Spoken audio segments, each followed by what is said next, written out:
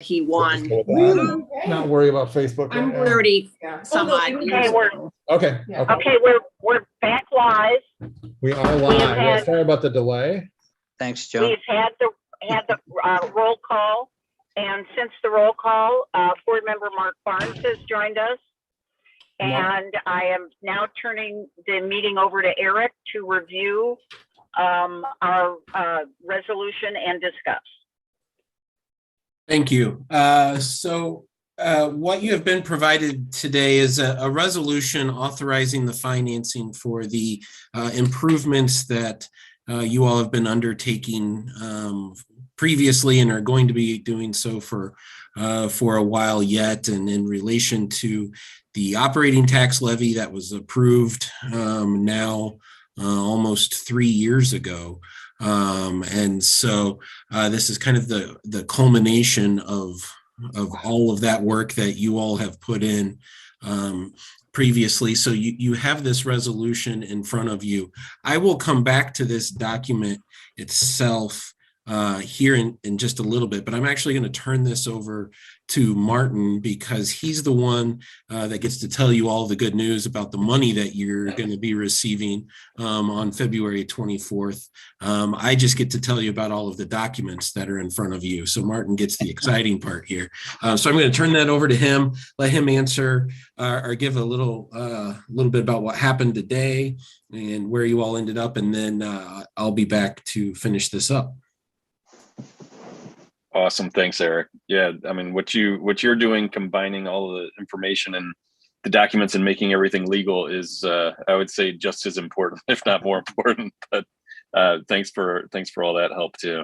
So today, I'm happy to be here. Becky is here as well with me. Glad we sold the bonds today. It was a very interesting day in the market. We were able to sell the 5.9 million in change of bonds, and we did receive a little bit more orders than bonds available. So we had about 6.75 million of orders for those bonds.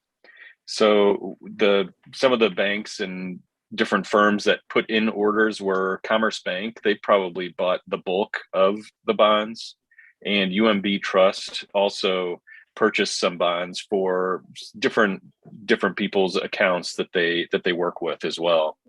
And you did get some orders from retail accounts, individual investors, and another firm called Northland Securities also purchased some bonds. So today was a very interesting day. The CPI number came out, which was a very strong reading of 7.5%. And that kind of blew up the treasury market. The 10-year yield went above 2% for the first time in a very long time.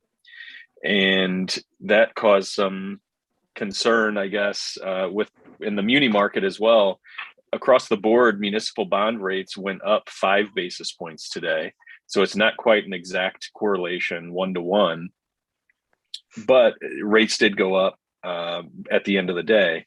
I will say from when we went out this morning to when we finalized pricing, we were able to lower rates in the first 5 years by 2 basis points. And everywhere else, we maintained the same rates as far as what we had discussed with Patrick this morning. So those rates, I was fearful that we may have to raise rates and look at something a little bit different.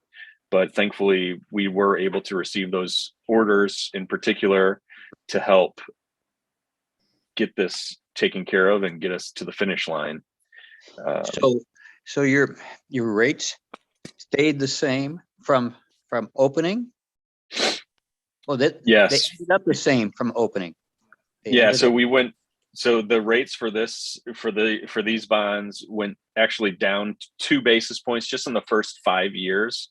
Those first 5 years of maturities, we were able to lower those yields 2 basis points, and the balance, the next 15 years were essentially the same rates as what we had discussed this morning with Patrick.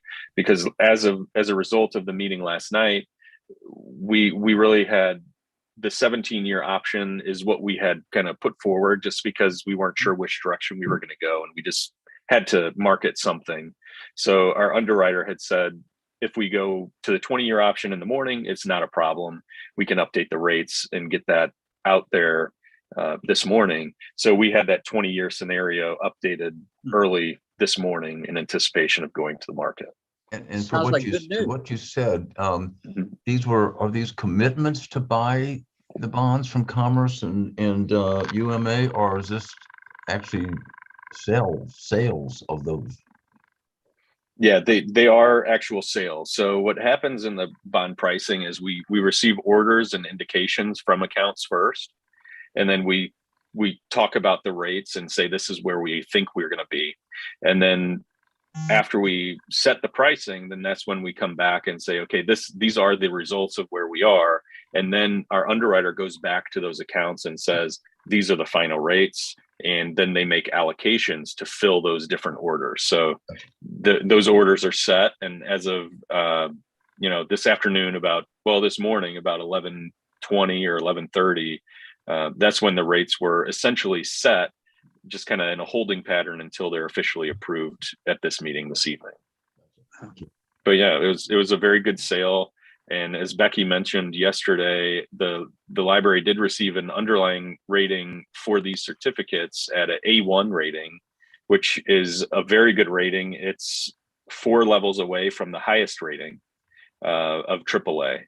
So just for what it's worth, it goes A1 is where you are, and then to go up to AAA, it would be AA3, AA2, AA1, and then AAA for Moody's.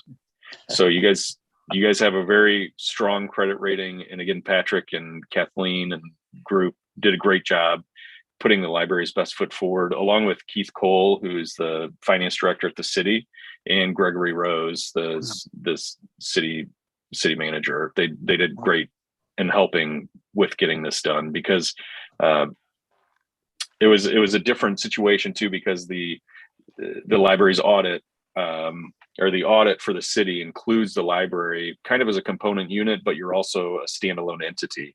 So we had to go to Moody's because S&P, Standard & Poor's, which many of you may be familiar with. This meeting is being recorded. Standard & Poor's was not willing to underwrite the bonds without a separate audit from the library. So we were fortunate to have Moody's willing and able to do so. Wow. So the total true interest costs, I know that's kind of the number we've been kind of referencing last handful of weeks and last night as well. That ended up being at 2.763% for this 20-year financing. So I think overall it's still a very strong showing. Interest rates are still low in the grand scheme of things, even though they've moved up a little bit in the last month and a half or so. But I think this is a great financing, and your average annual debt service ended up being right around $400,000. It's about $406,000.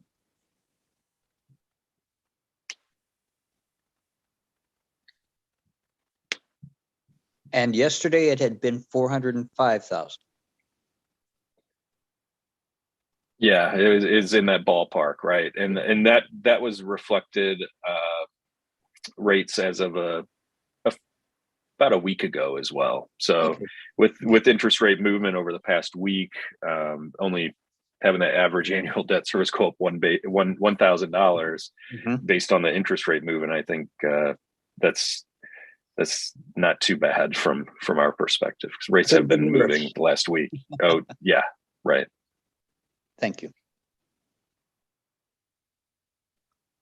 Thanks a lot. Yeah, congratulations. Thank Yeah, you for- congratulations. Good work. Yeah, no, thank you all too for the opportunity. We really appreciate it, and we're looking forward to seeing the final results here in the coming 8-9 months. I'm now home and at my computer. That was very exciting. Are there other questions for either Eric or for Martin? Okay. Helen, Eric hasn't had a chance to talk. Yeah, I was going to say, if you would like, I'll kind of go through the resolution and each of the documents just from a high level I think it'll be important for you all to know that. So the only action item that's in front of you tonight is the resolution, and it's resolution 2022-1, and it approves all of the documents that you got by email previously, and then that were updated with the final pricing information that Martin just gave you earlier this afternoon, so that we could finalize those. But this is a lease financing structure for the library. Missouri political subdivisions can only borrow money in one of two ways, and that is issuing bonds in the traditional sense, by, and then levying a debt service levy on the property tax rolls and paying off the bonds that way. That's what we call a general obligation bond.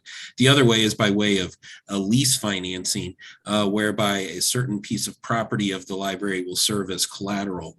We have an interesting situation with the library in that, and I'll try not to go too far into the weeds, but the library used to be a part of the city when it was formed in 1939, I believe, as part of the city. And then the state of Missouri completely changed Missouri library district laws in 1965 and adopted the new statute that set apart library districts as their own political subdivisions, made them separate and apart from the cities that they were previously a part of.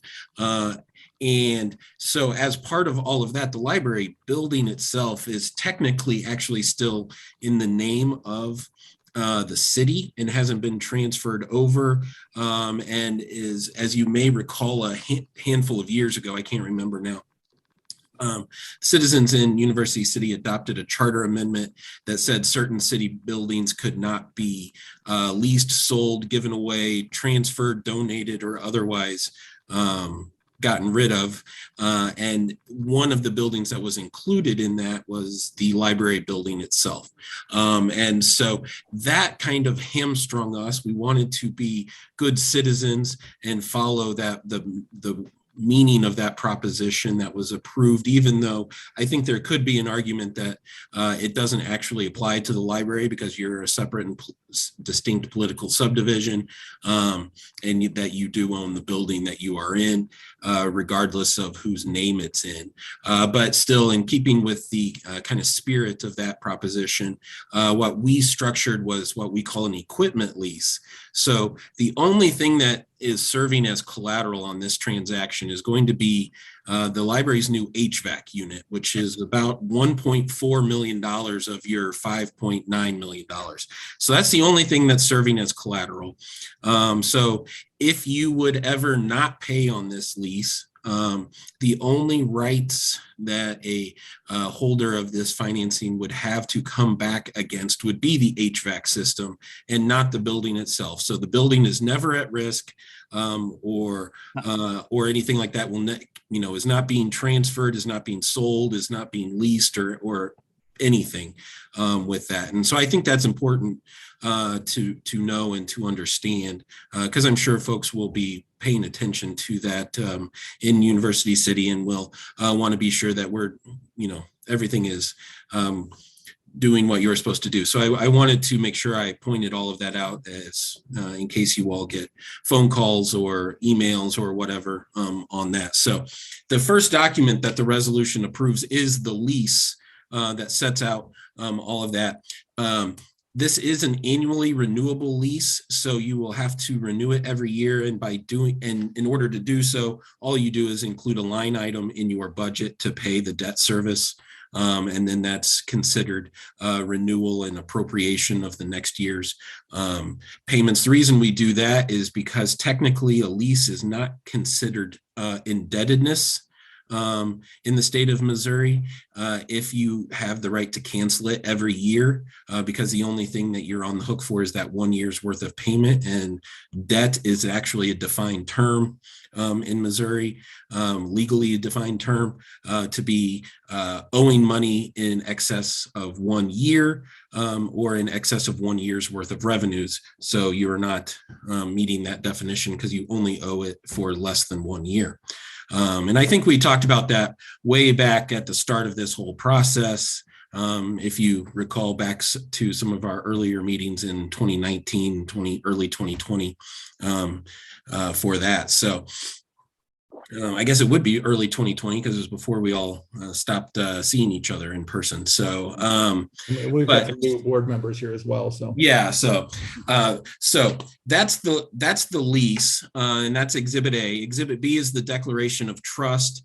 BOKF Financial, which has an office here in St. Louis, is going to serve as the trustee. Basically, they are the ones that hold your project fund. So when you are ready to spend money from that project fund, there's a disbursement request procedure that has to be followed to go through that, and we'll work with the district in getting the procedure set up so that way it can go through there. But there's a form that gets filled out and the invoice goes over there. And then they also take care of paying the bondholders that Martin identified earlier today as well. So that way you don't have to worry about cutting, 75 checks to the 75 different investors. You just pay one time to BOKF, and then they take care of the rest. Then we move on to the official statement, which is the document that Stiefel has used in order to market the bonds. It tells the story of the library, of the project, and provides information to the investment community, and will move so that way folks know what they're buying. The next item is a continuing disclosure undertaking. Because you are engaged in the sale of public securities by way of this financing, the Securities and Exchange Commission does have some sway, while not technically directly over you all. They regulate Martin and Becky and say Martin and Becky can't sell your bonds or certificates unless they have received a affirmation from you that you will provide certain ongoing information to the markets on an annual basis. And so that is the continuing disclosure undertaking. So there is an annual reporting requirement. We being Gilmore and Bell will actually be assisting the library with that to make sure that we don't miss the deadlines and that we get everything filed in a timely manner that you're supposed to do. The next item on the resolution, this is probably way more information than you all wanted, but we're gonna go through there. We're almost there now. We're halfway. We're pot committed at this point. So we're gonna just finish it up. Is the tax compliance agreement. These are tax exempt financings, meaning that the certificate holders do not have to pay income tax on the interest that they receive. And so that's a good deal for them. And so they're willing to accept a lower interest rate since they don't have to pay taxes on that. And then which in turn is a good deal for you because then you don't have to pay as high as an interest rate. But as you can guess, the federal government does not like giving out tax exempt bonds without a few strings attached to it. And so that is in all of that is set out in the tax compliance agreement. Again, that's my job to make sure that you are doing everything that you're supposed to be doing and not doing what you're not supposed to be doing and all that good stuff. So that way we don't run afoul of the tax code and end up turning these tax exempt bonds taxable. So all of that is laid out in that agreement. And really it involves how you invest the project fund and how you use the library. Luckily, you use it as a library. You're not going to be leasing it out to anyone, so it's not a big deal or anything, but we do just need to keep track of that.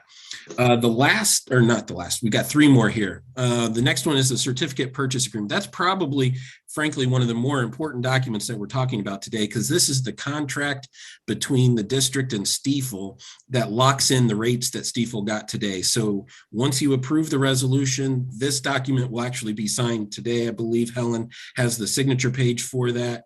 And so once this is approved, assuming it is approved, she will sign and send that around to Patrick and myself and Martin, and we'll get that taken care of. And that locks in the interest rates and make sure that we close on this. So even if interest rates go up 1% between now and our closing date, you still get the same interest rate that you were told today.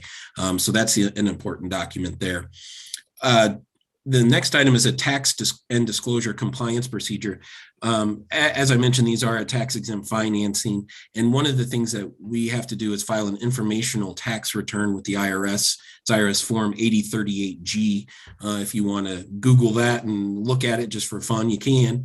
But it's just an informational tax return that gets filed with the IRS every time there's a tax exempt financing. I will actually complete that and sign that as a paid preparer on behalf of the district. But one of the items that you have to check a box yes or no on in that form is, does the issuer have a separate written procedures governing its tax exempt financings? We're not, the IRS has never come out and really said what happens if you check no, you don't have those. But I'm just going to guess that you end up in a short pile for an audit. That would seem to make sense. So we like for all of our clients to be able to check yes on that form. And so this policy is just kind of a boilerplate form regarding the tax exempt financing on that. And then the last item is the engagement of the district with my firm for a period of 5 years to help provide the continuing disclosure on an ongoing basis. So my role as special tax counsel and bond counsel to the library actually ends when the certificates are issued. And so in order to keep the engagement going, we have to be engaged under this separate engagement letter. And so that is what that last item is. So that takes us all the way through Exhibit H to the resolution and provides all of those. So that was a lot of information, talk about information by fire hose kind of approach there, but I'm more than happy to answer any questions that you would have. Otherwise, like I mentioned, the action item, it would be to have someone move and second for approval of the resolution,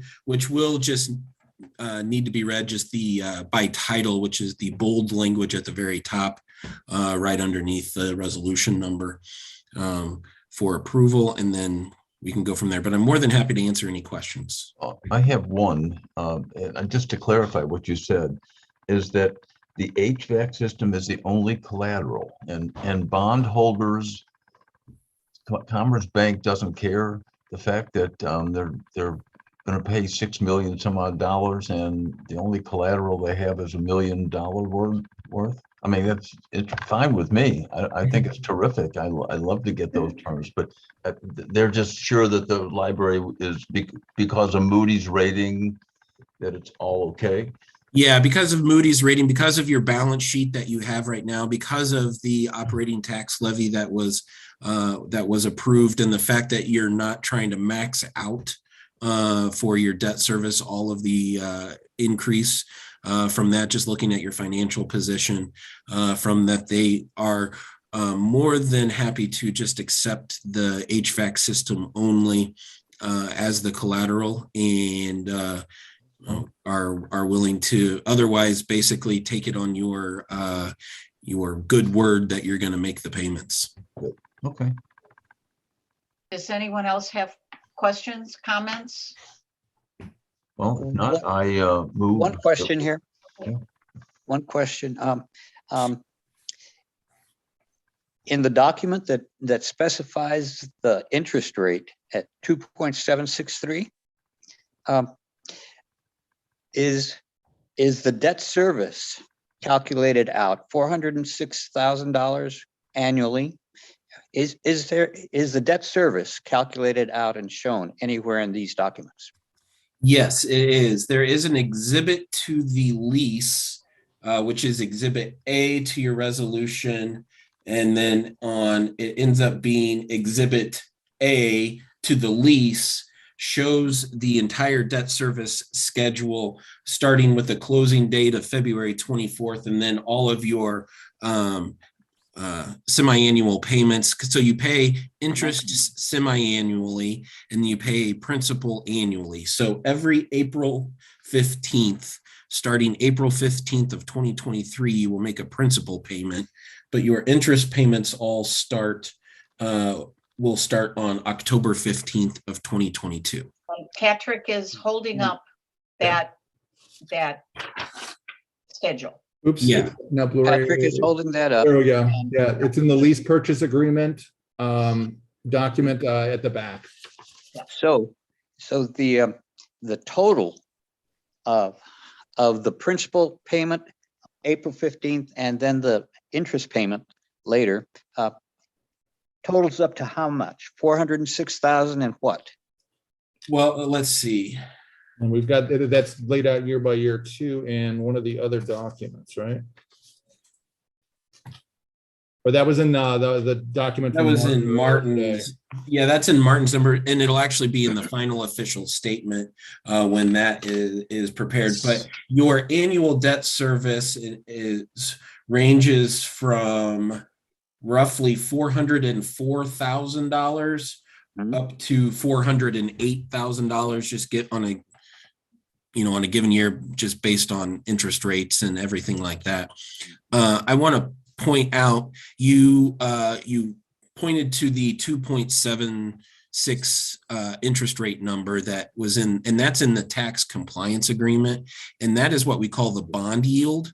And so that is as with credit cards or home loans or everything, there's about 15 different interest rates that you could quote all on the same transaction, right? And so the bond yield is something that we calculate to only take into account the principal and the interest payments. It doesn't take into account, any cost of issuance or anything along those lines. And so that's 2.7. Martin mentioned the true interest cost, which is more of like your APR on a credit card earlier. And Martin, I don't have that in front of me. Yeah, that would be the all-in true interest cost. That's similar to like an APR for a mortgage or something, and that's at 2.956, so just under 3% when you take into account the cost of issuance and everything. So that's similar to like a mortgage. Mm-hmm. That's the tick you were telling us about yesterday.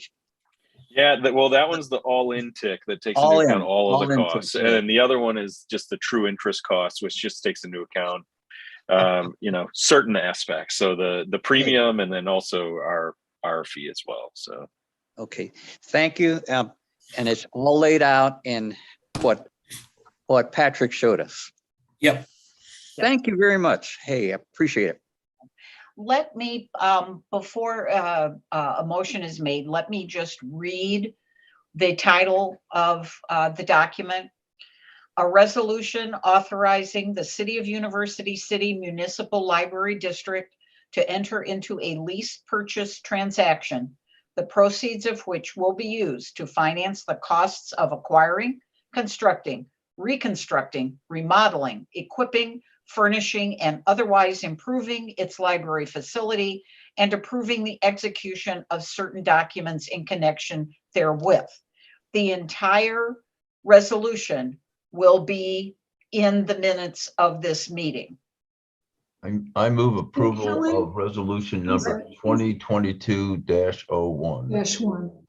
Yeah, Gerald asked the same thing I was going to do. So Gerald made his motion to accept that resolution, and I will second it. Okay, a motion has been made and seconded to approve resolution 2022-1, which has been read into the minutes. Is there any discussion? Okay, Cindy, will you call the roll, please? All right, Edmund Acosta, Aye. Mark Barnes, Aye. Aaron Ginsberg, Aye. Joan Greco Cohen, Aye. Gerald Lander, Aye. Helen Nelling, Aye.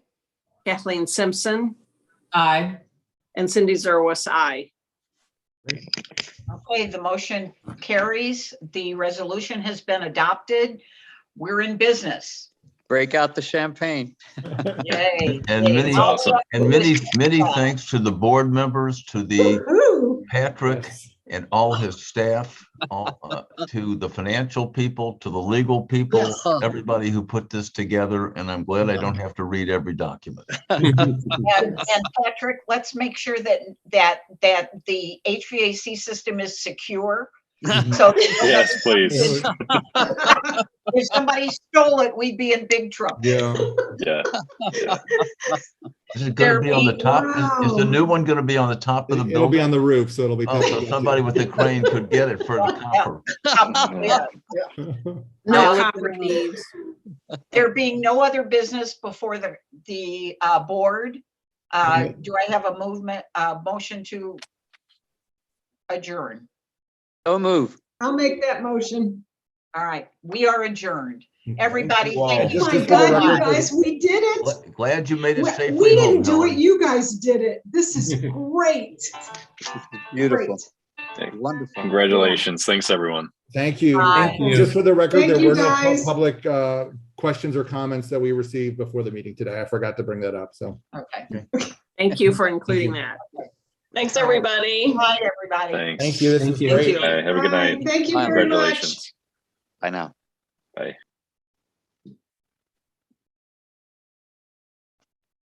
Bye. Bye. Take care. Everything going okay? Yeah, I'm sorry. Let me that- stop the recording before I.